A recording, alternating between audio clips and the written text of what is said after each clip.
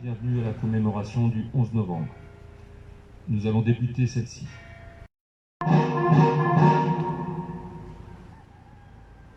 Nous allons procéder au ravivage de la flamme.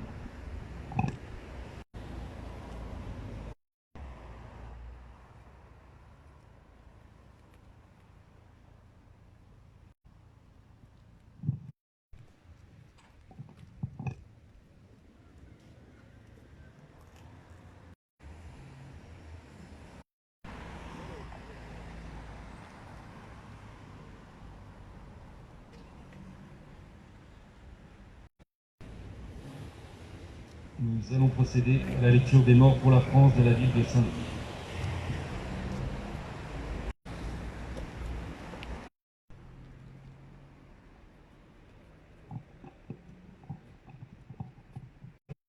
Georges, Descourtieux Louis, Duin Léon, Dumont André, Gérard Victor, Gauger Alphonse, Le Fauconnier Henri, Roger Théophile, Thébault, Vallée Maurice, Julien, Brice Alphonse, Chéret René, Chabot Charles, Cossu Parent Albert, Riant Maurice, Rouget Jules, Véret Louis,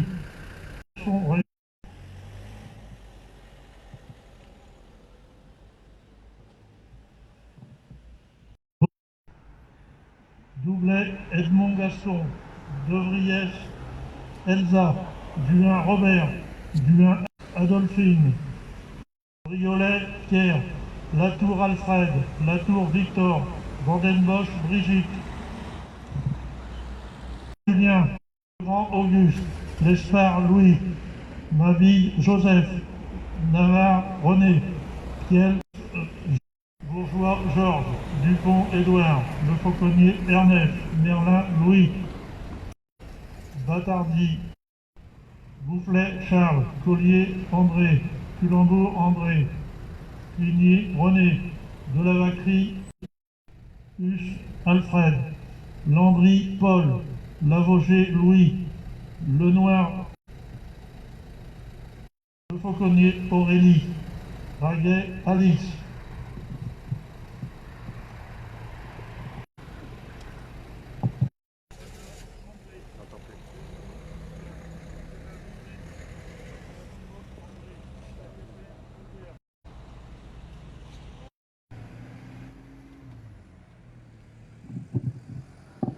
Nous allons maintenant procéder à la lecture des morts militaires de la... Chef de bataillon Benjamin Gireux, chef d'escadron Nicolas, Major Julien Carrette, maréchal des logis Romain Salle de Saint-Paul, chef maréchal des logis chef Antoine Serre, adjudant Jérémy Lezy, adjudant Ivonchouk, brigadier chef Dimitro Martin Diouk, et maréchal des logis Andy Fila. France. Sonnerie au drapeau.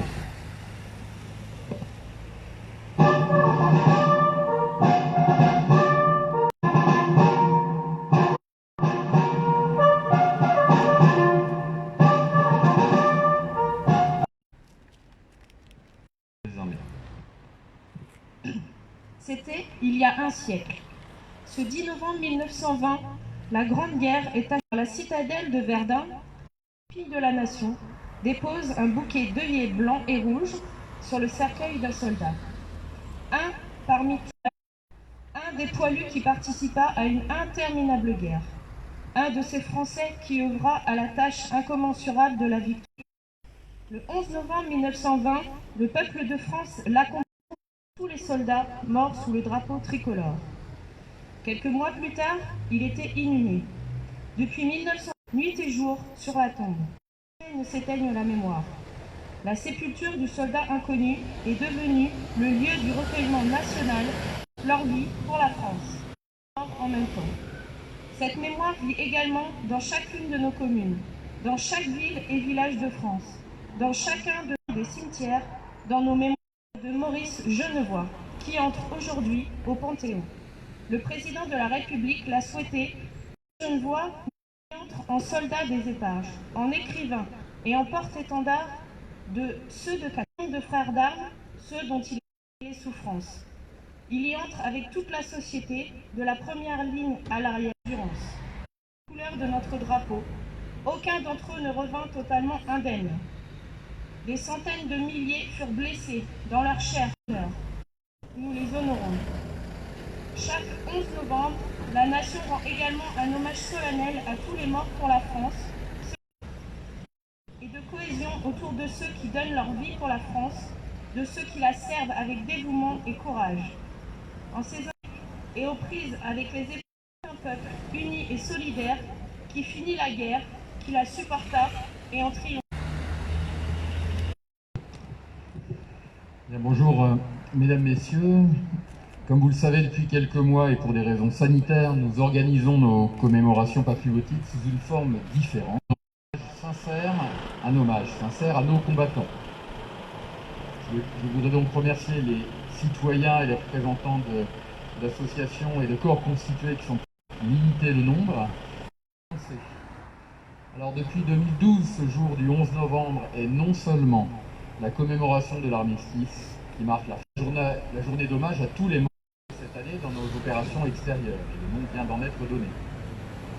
Ce moment doit rester incontournable, mais en plus récemment, nous ajouterons à Saint-Leu-d'Estran le 11 mars prochain un nouveau moment qui est la journée européenne de diamant, mais nous et à Nice sont elles-mêmes les victimes d'un conflit non déclaré mais bien réel. Sur des individus et leur vie dans la Grande Guerre. Sur les données globales, la secrétaire d'État nous les a déjà données, donc oublié de ces chiffres terribles. Sur la vie des individus dans la Grande Guerre, à Alphonse Brice, dont au bord et il vient d'être rappelé également. Alphonse Brice était un jeune soldat né en 1892, touché mortellement en 1900. Et nous avons fin août de cette année, 2020, donné son nom au centre de première intervention des sapeurs-pompiers de notre ville, en référence à l'actualité des derniers jours. Premièrement, nous avons vécu il y a 2 jours le 50e anniversaire de la mort du général de Gaulle. Ici, rappeler que la 1914, le lieutenant de Gaulle, à 23 ans et pendant 2 ans à la tête d'une section, dont une fois gravement à Douaumont en mars 1916, d'un coup de baïonnette à la cuisse. Et ce, malgré 5 tentatives d'évasion. C'est dans ce moment de captivité et de situation mondiale, lui a laminé l'âme. Et à propos de l'emprisonnement qui l'empêche de combattre jusqu'à la victoire, il écrit à sa femme « ne me quittera plus ». Je voudrais aussi, et bien entendu, il vient d'être déjà évoqué dans le message Théon aujourd'hui, effectivement, né dans la Nièvre en 1890, la même année que le général de Gaulle, et qui passe son enfance dans le Loiret. Ouvrage, de ses nombreux voyages à l'étranger, des rapports avec la nature, mais aussi des rapports de l'humain du conflit de 1914. Il participe à la bataille de la Marne et au combat pour Verdun, à l'occasion duquel il est très gravement blessé au bras gauche sur la colline des Éparges, qui donnera le et qui a parfois été appelé une thérapie par l'écriture. Ses premiers témoignages seront publiés pendant le conflit, et surtout il publie une série de 5 vérités en 1949 sous le titre « Ceux de 14 ». Voici, à travers leurs écrits et leurs actions continuent d'être connus et étudiés par la jeunesse, mais aussi par l'ensemble de la population de notre pays. En effet, dès que possible, notre devoir de mémoire. Je vous remercie. Merci Frédéric.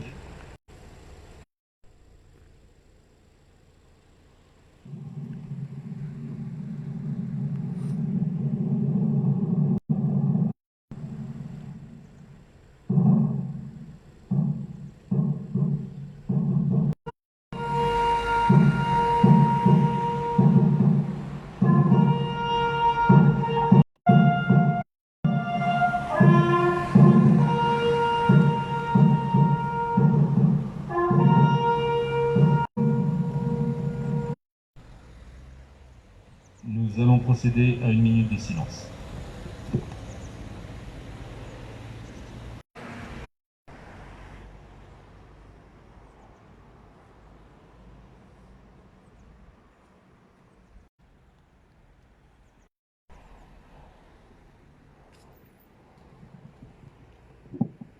remercie. La Marseillaise.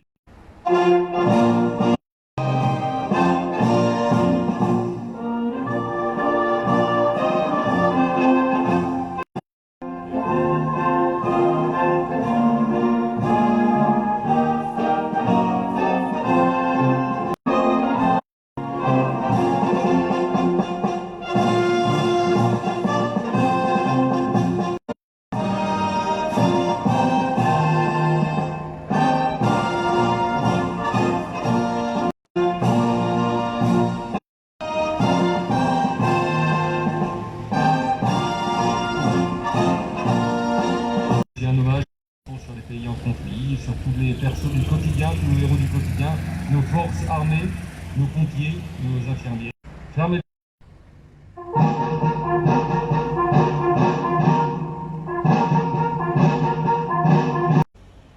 Nous allons rendre hommage